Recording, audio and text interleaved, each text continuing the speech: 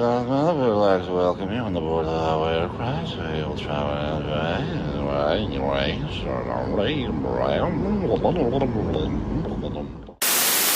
Та бүхэн ямар амгалан айлтгий part 2 буюу манай бүрэлдэхүүн томилтын хугацаанд юу үзэж харсан бэ гэдэг талаар үзүүлэхээр бэлтгэлээ.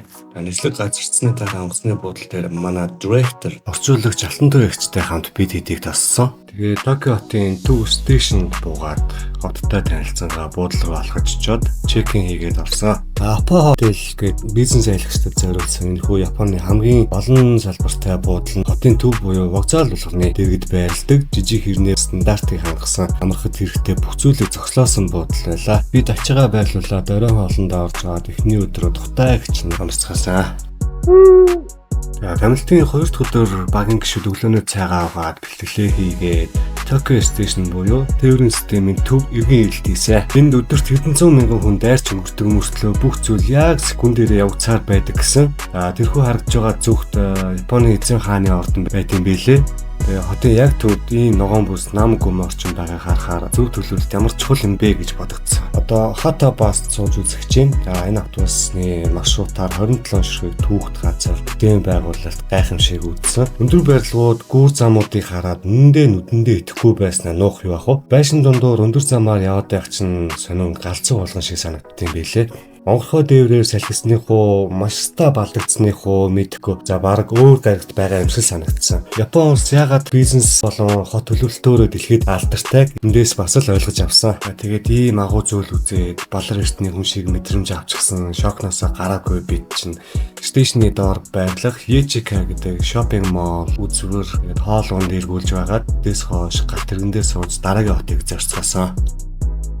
Дараагийн хот бол Д3. Энэ өдөр бидний гол зорилго болох Цузаки гэдэг дайрны үйлдвэрийг үзсэн. Үйлдвэрээ үзсний дараа ойролцоо байх нэг газар үдийн хоолоо идцгээсэн. Тэгээд энэ газрын онцлог нь бүтэн тогтчулсан байсан. Дотор байх хүүхдийн тоглоомуудтай том заал, теннис, тэгээд гадаах цэцэрлэг, сакс, волейбол, теннисний талбай гэх мэт манайхаар бол баг хайрын талбай гэж бодохоор хийсэн байлээ. Тэгээд яаж зүгээр ах уу? Бажаагтай бид нар чи ерөөсөө шууд ажилдаа орцгоосон. Тэгээд манай мэх сэргээ ах хоёр Япон залууг болвол залуу гэлтгөө хожиж байгаа харагдлаа. За үүний дараагаар нэлээд сонирхолтой газар үзсэн. За алдарт Toyota-гийн түүхийн музей юм аа. За тэгээд тасалбараа аваад бид тэр танхимд суугаад музейн талаар мэдээлэл өгсөн. Японы аж үйлдвэрийн хөгжил ялангуяа Toyota компани хэрхэн жижиг нэхэмлийн үйлдвэрээс дэлхийн авто салбарын тэргүүлэгч болсон түүхийг боддоор харуулдаг онцгой газар байсан. Тэгээд музейг үзэх явцад бол бидэнд маш нээлттэй буюу бүх зүйл маш ойлгомжтой байсан. Toyota түүхийн музейд очиод хамгийн түрүүнд анзаарсан зүйл бол Toyota компани үндэс нь зөвхөн автомашин биш, үйлдвэрлэх сэтгэлгээ байсан гэдгийг харсан. Энэ ханцнуудыг орчуулад үзсэн чинь хүн төвтэй үйлдвэрлэл, хэмнэлт, үр ашиг гэх мэт тэдний өрөө өгнүүд байсан. Магадгүй бидний байхгүй болох цагт ч гэсэн бидний үг бас ингэж үлдчих юм билүү те. Ой, анхны короо. Яа, тэгээд энэ хэсгээс эхлээл эрчүүд бид нар чинь сонирн болоо ирж байгаа юм чинь. Яа. ТV хийсэн байна. Тэйгүү санаа. Манайд ингэж сууж яхад унтцсан гэж боддоо. Дадлаа. Энэ рофтыг бол зургатаар л харж байсан. Тайлбар хэлээд.